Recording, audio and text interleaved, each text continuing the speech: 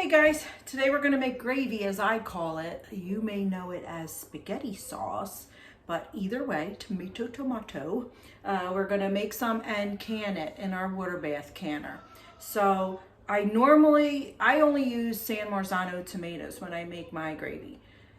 And I grew them in the garden this past season. We are in almost in April now, so I did not start growing my next season tomatoes. I did get a few jars canned, but not enough to last me the whole year, so I'm already out of what I've already grown. So I make my own gravy from my own San Marzanos normally, and for tomato paste I do grow an Amish tomato an Amish paste tomato.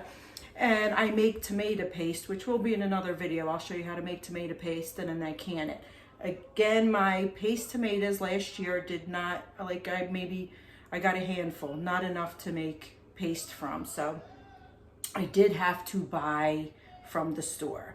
So I use Cento San Marzano tomatoes. I have 5 jars of them. They are like whole tomatoes, so you'll put them in there and we'll mix them up later. And then I just do use a small tomato paste from the store this time is how we're going to do it. So let's get started on making the gravy. Now this is my grandmother's recipe. This is how she told me she does it. She had lived with me for a while. She made gravy at our house, and this is what she does. It's super simple. There's hardly anything in it. I do not put meat in it only because I do have a vegetarian in the family, and I just got used to not putting meat in it for her, so I eliminate the meat. My mom does put like a pork bone in there, and it simmers in there. So if you do want like that meat in your gravy, put the pork bone in there, and it'll simmer in and flavor it up that way. But I don't, and my grandma did not, so that's how we're going to do it today. All right, first you're going to start with some oil in a pot, and you're going to put some onion and garlic and just fry it up for a second. As you can see, it's ready. You're just going to throw your tomatoes in. Now if you use your fresh tomatoes, you could throw them in whole, but I have one of them sieves, I guess they're called, and you put the tomato in, and again I'll show you once, hopefully, if I grow my San Marzanos this year. Oh, I'm dropping stuff. But you can see how they're whole tomatoes, but you'll use your sieve and you'll do that, and it'll take the skins off and it'll take the seeds out. Now you can dehydrate, or I have a freeze dryer skins, and then make it into a powder, and then you can use that to make like a tomato paste or a tomato sauce, or just to put in things to thicken it up. So I do that as well. So I save every piece of the tomato. I don't waste it. So you're going to throw everything in. And you can see this one already has like a bay leaf in there, so I don't have to add it.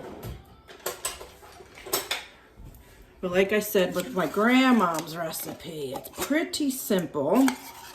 She only uses salt, pepper, and parsley, and that's it. I'm going to add a little bit of pepper flakes in there. I do grow my own parsley. Again, I didn't have enough for this year, but I have a good bit now. And I do use my own chili peppers, but I only had a little bit left in here that I wanted to use up. Now parsley, I like parsley, so I'm just going to put lots like that. If you needed to measure, goodness, I wouldn't even know what to tell you. This is a lot though, because this has this is like 5 jars. So with 5 jars, I would say maybe a 1/4 cup of parsley, maybe. Be generous with your garlic. Can never have too much garlic. Keeps the vampires away.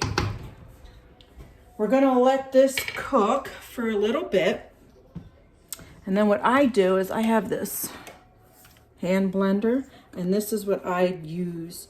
My hand blender's a little broken, but this is what I use to kind of, you could see,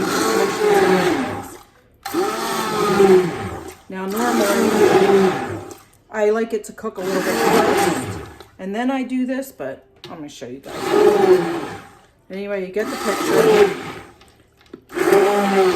And just smush up all the tomatoes, and then I'll go around and I'll smush it up, and you can see this bay leaf here.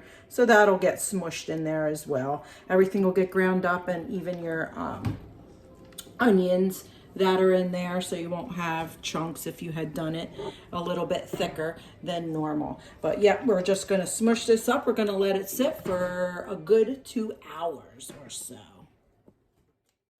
Before we let it sit, I forgot to salt and pepper.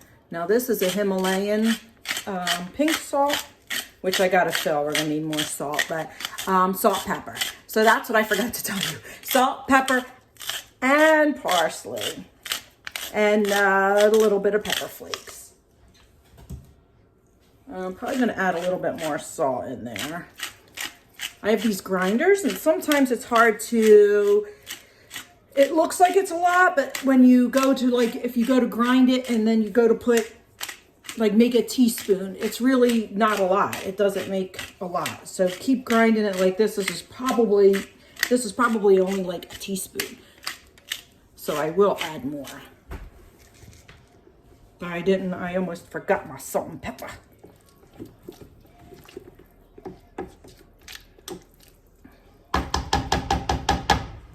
Okay. Now we can let it sit for the 2 hours. As you can see, we are done. It has a nice thick consistency here. We're going to start canning. Now, I did take some out already. I have 2.5 containers because I need it for something else. So the rest we're going to can. Okay, so for each jar, these are pint jars. I'm using these because it's only 2 of us, so it'll be enough. But for each pint jar, you're going to want to use citric acid, and it's only a 1/4 teaspoon per pint jar. If you're going to use the bigger jars, the quart jars, you're going to put 1/2 teaspoon. I've already done these, and I already have my citric acid in this one, so we're just going to fill it. If you don't have any, you could always use lemon juice instead. And it looks like I may not be able to get another jar. Let's see what I can do. This little thing is nice and handy. It gets everything where it's supposed to be and not all over the place. Let me just see if I can get it. And then what you're going to do is, like with anything, you're going to wipe the rims. Here, let me just use this one. You're going to wipe the rims, seal your jars, and then you're going to put them in. Alrighty, that's good. You're going to put them in our water bath canner, and I will show you all that as soon as we are done wiping. So you're just going to wipe the rims. It's the same with every canning that you do, whether it's pressure canner or water bath canner. You wipe the rims, you leave your head space, which is here, leave all this room here. Clean sanitized jars, clean sanitized lids, which I had already done. And then you're just going to kind of put your lids on.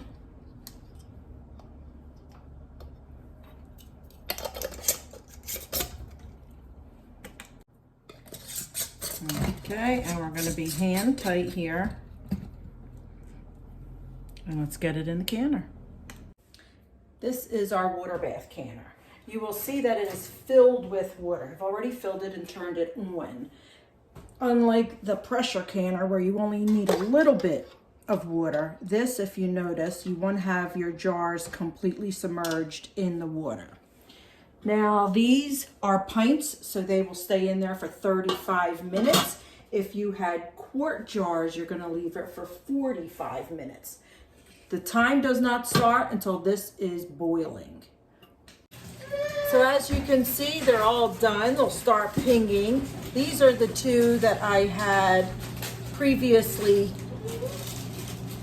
put away. So that would have made another probably 3 or 4 jars out of the gravy.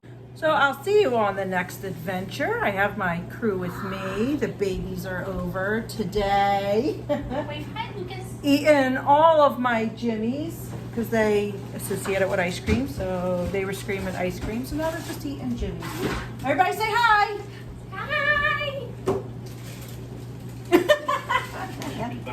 I'll see you on the next adventure.